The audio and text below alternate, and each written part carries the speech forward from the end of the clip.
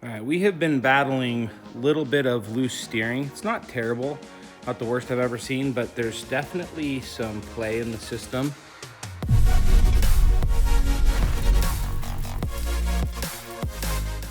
So we're actually gonna replace all of this linkage. So when I get a vehicle that is, 200 and something thousand miles and it's pretty clear that the front end hasn't been rebuilt, I just like to do everything again. So if you look at those sway bar bushings, they are shot. Our track bar bushings also shot. The ball joints actually don't feel terrible, but I'm gonna do hubs and ball joints just to be safe. So when these vehicles get the dreaded death wobble, the cause is always one of these components, and you can actually get a full kit. I'll show you what I'm replacing it with here. So we're gonna be replacing it with this full linkage kit. So this is just a Mopar factory linkage kit. Literally comes with everything you need. We got the damper, sway bar bushings. I really like these TTX ball joints for lifted vehicles, so we'll be using these TTX ball joints as well. And then I did get some just factory replacement hub assemblies as well. So I'll be throwing all of that in today and making this front end drive like it's brand new.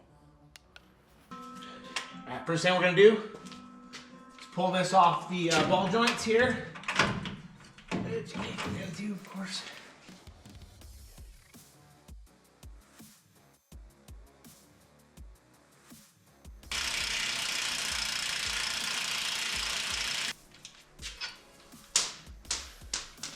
That bolt officially did not want to come off.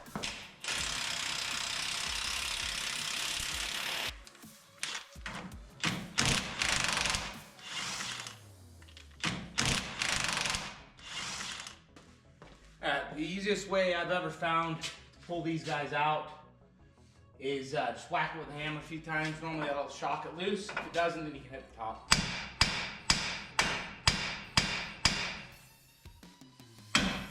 There we go. There we go. Pitman arms are a little harder to get in here, but same thing works.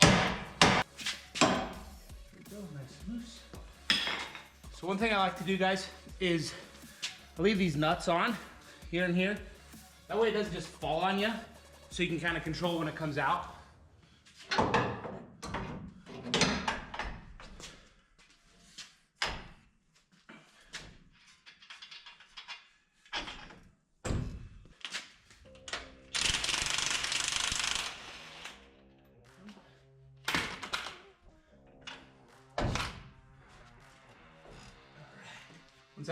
Once that's out the way, we'll pull off this dampener. Pretty easy. If I wasn't replacing this dampener, I wouldn't put so much stress on here. But I'm replacing it with a new one, so I'm not worried about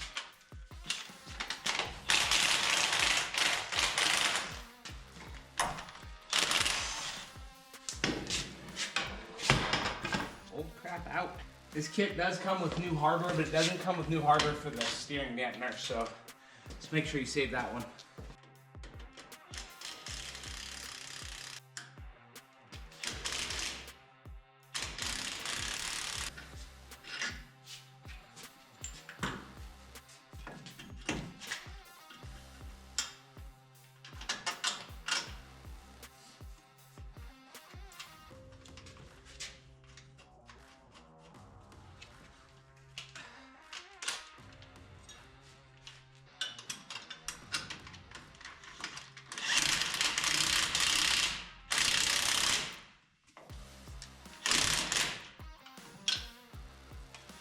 I like to leave these just a little bit loose, makes it easier to reinstall.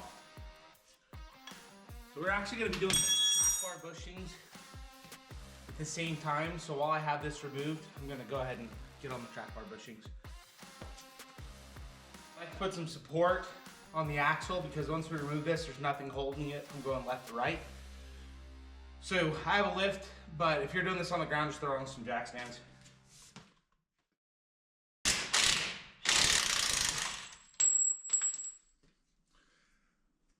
You can see that whole thing shifted over a little bit.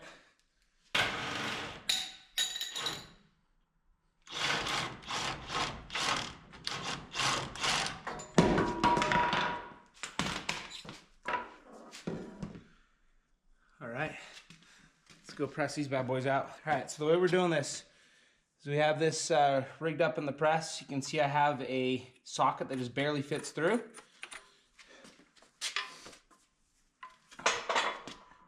Gonna get this thing situated in here best I can. It's a little hard with this angle here.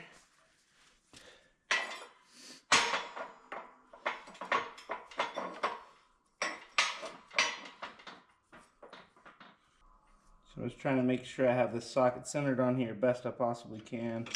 It's a very tight fit, so if you don't get it just right, it's not gonna work.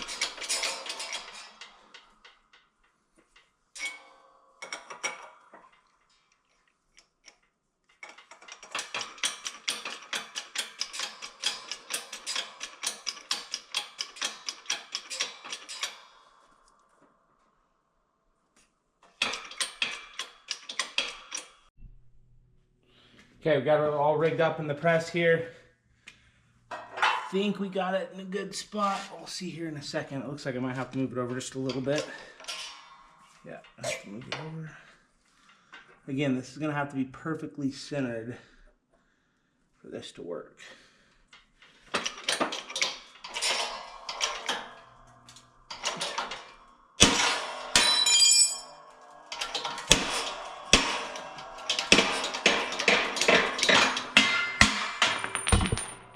There it is, it's out.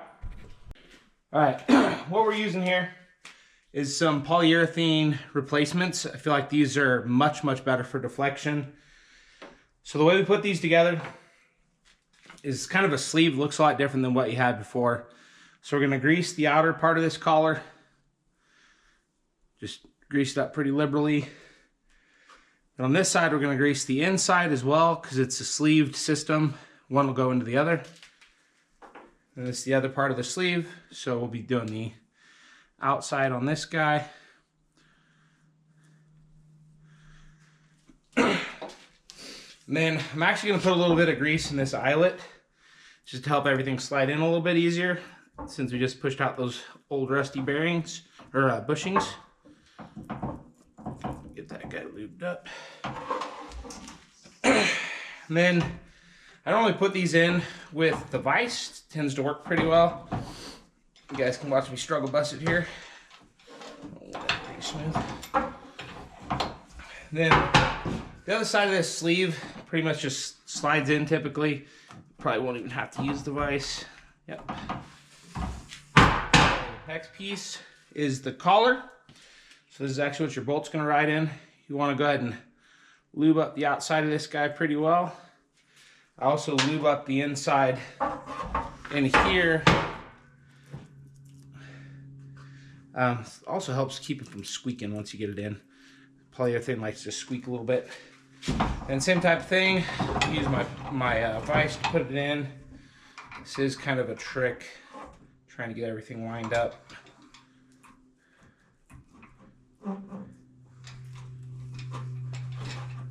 Just run her in.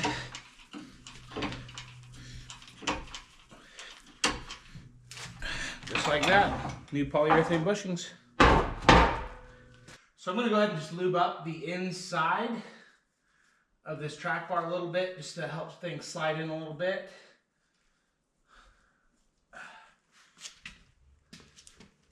Same up here on the top. Okay, let's see if we can get this sucker in here.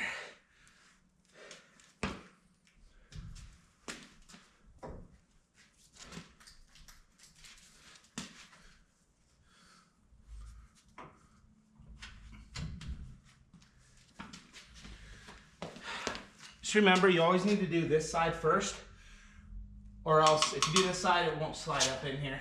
So I'm just gonna try and get this relatively lined up.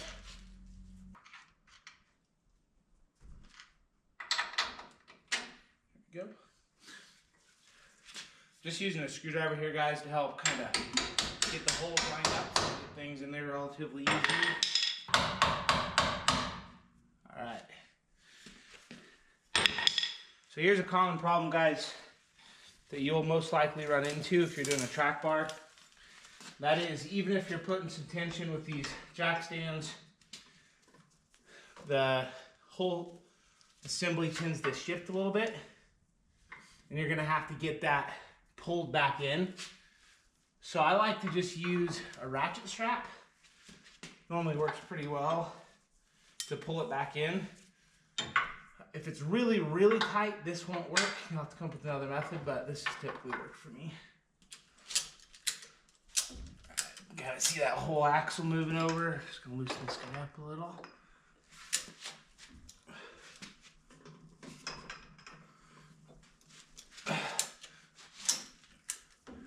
Alright, we're close. My strap is wanting to break. Hopefully it doesn't.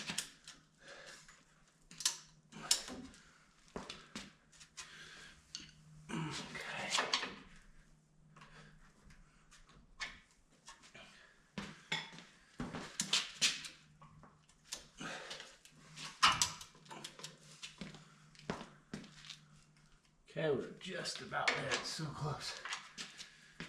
Try and get one more click on this sucker. Please don't break. Yeah.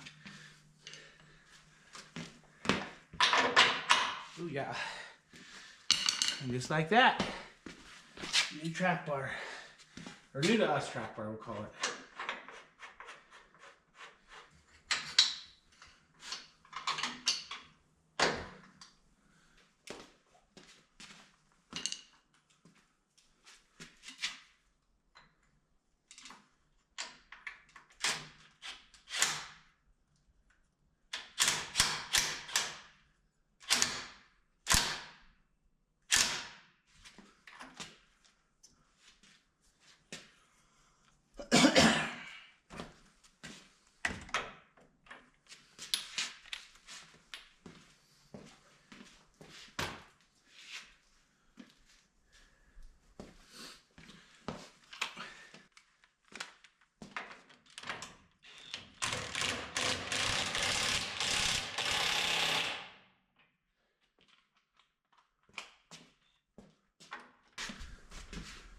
Okay, it should now be held by the track bar just fine.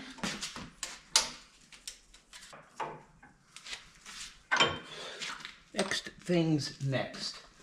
So let's get our steering installed here.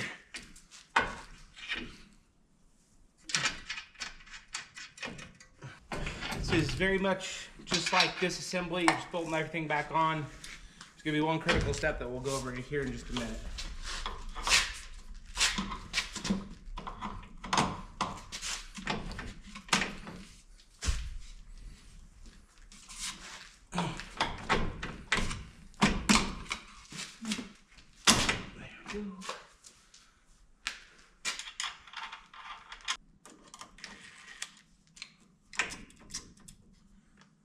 Okay, I'm loosening up these clamps because we need to get the measurement from the old setup and make it as close to this as we possibly can. So first I'm going to torque everything down to spec, and then we'll make our adjustments to get our alignment as close as we possibly can.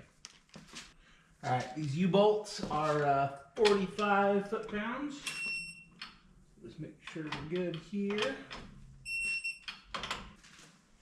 Alright, these guys are all 100 foot-pounds.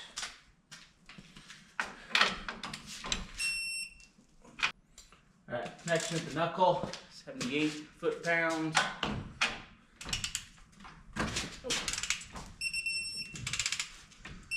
There we go. I think this one is spinning. This is actually a good thing to show. So if these aren't grabbing, so this guy isn't grabbing, so we're gonna need to put a nut on here. Can you even see what I'm showing you here? So this guy's just spinning in the bore. So we're gonna go grab a wrench and put it on the top here, hold it in place until we can get it tightened down a little bit. So the head of these is just a 10 mil.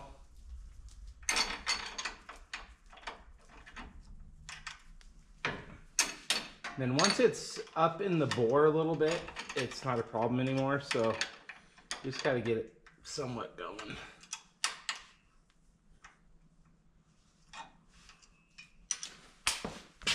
Now it's tight enough that we can actually just torque it down properly.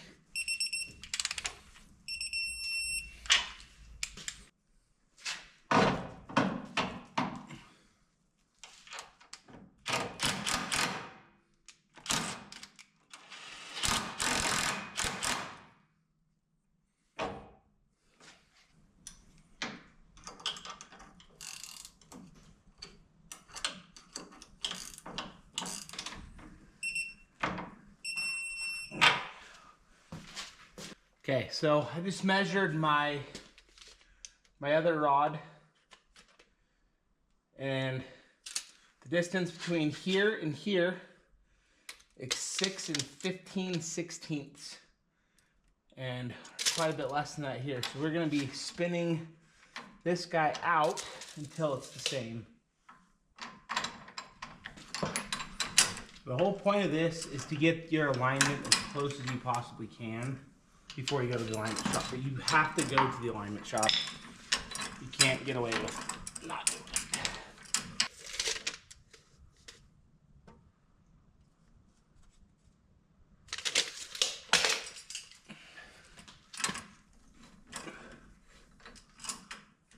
Okay, we're about dead on there.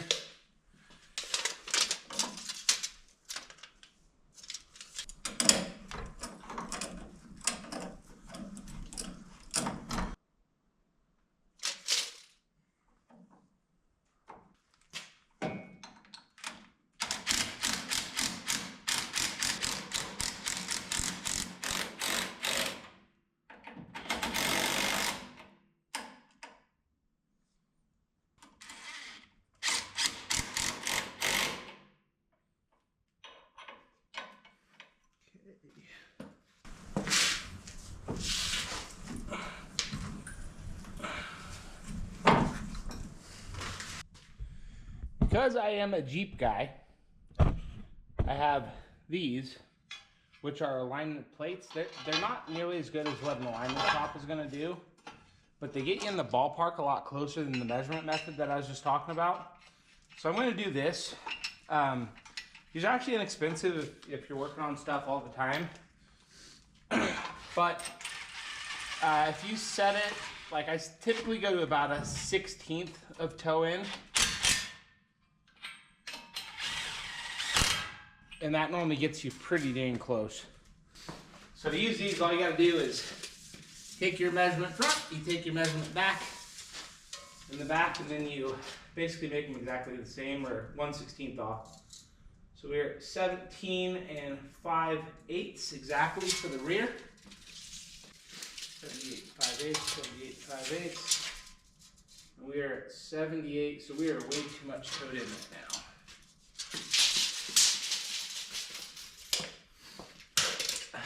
We're gonna push these guys out a little more.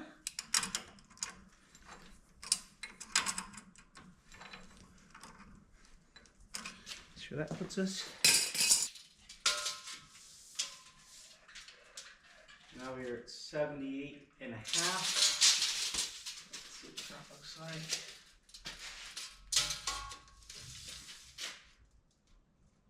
Booyah. So we are 17 7/16. So this is exactly a 1/16 toe in. Right about a 1/16 of an inch toe in is what I like to run with. So that is what we're gonna set here. I will still take this to the alignment shop, but this gets us pretty dang close.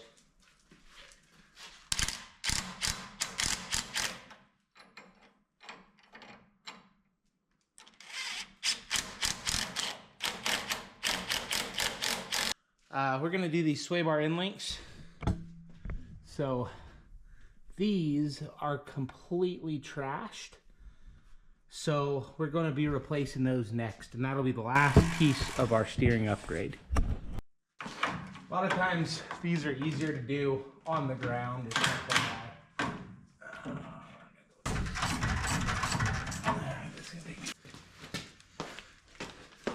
Power tools to the rescue.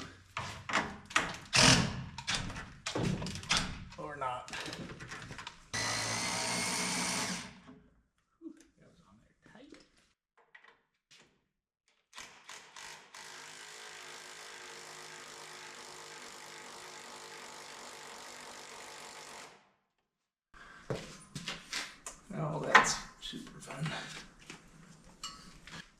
So this is pretty common where your sway bar link is so rusted that it's just turning in the bore. So I normally just get something like this on the backside to hold it in place. Hopefully that'll do the trick.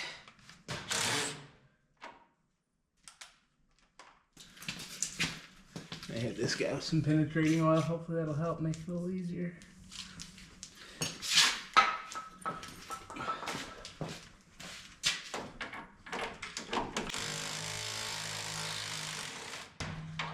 Victory!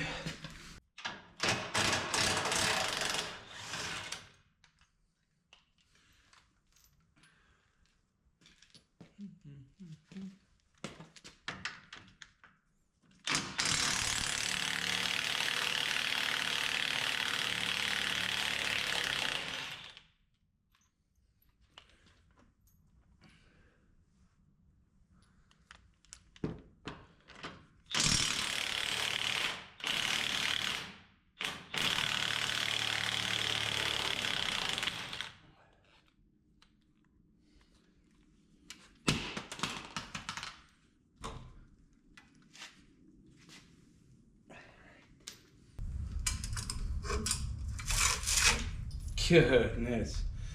Yeah, these are destroyed.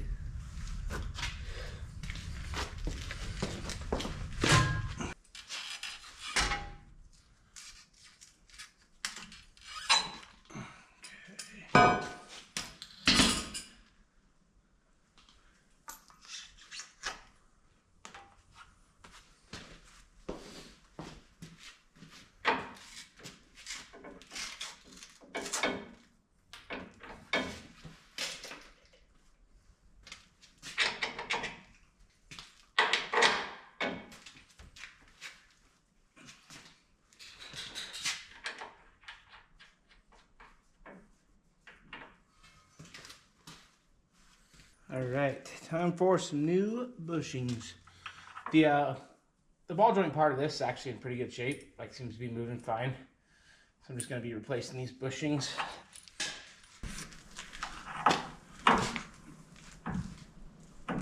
Okay.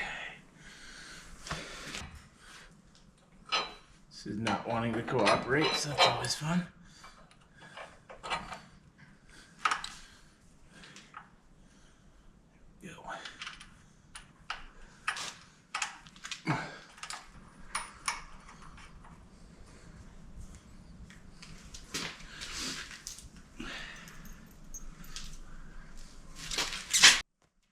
Okay guys, that's it. So essentially that work right there is how you can completely rebuild your entire steering system on a 4th gen Ram, but honestly 2nd gen, 3rd gen, 4th gen, 5th gen, they're all insanely similar. So the loose feeling you get in the steering is because of all these pieces getting loose. A lot of times it's ball joints, but if you're over 200,000 miles, just do everything. It's not that expensive and the driving experience will be so much better. It's absolutely worth taking the time to do it. Thanks guys, hope you enjoyed it. Hope it helps you out.